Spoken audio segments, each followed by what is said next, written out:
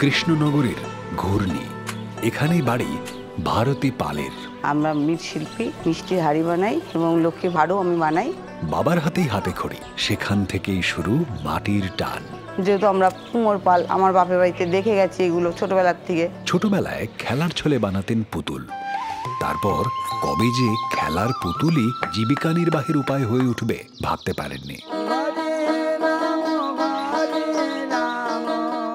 তবে শুধু পুতুল কেন, ভারতের হাতে যেন প্রাণ পায় দেবদেবীরাও।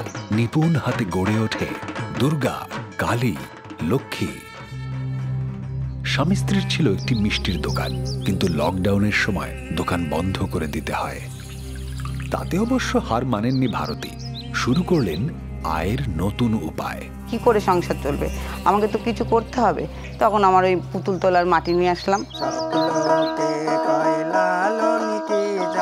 অভাবকে সঙ্গী করে চলা ভারতী তার ছোট স্বপ্নগুলোকে সফল করতে পৌঁছে গেছেন লাখ টাকার লক্ষ্মী লাভের মঞ্চে।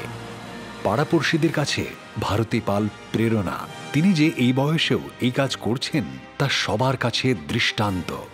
এইভাবেই বেঁচে থাক বাংলার লক্ষ্মীরা, বেঁচে থাক তাদের স্বপ্ন।